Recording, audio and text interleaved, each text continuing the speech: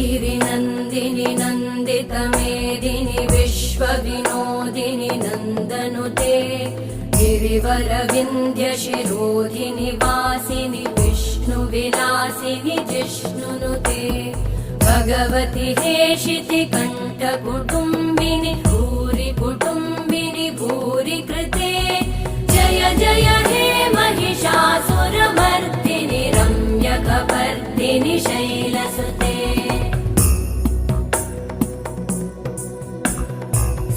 सुरवरवर्षिणि दुर्धरधर्षिणि दुर्मुखमर्षिणि हर्षरते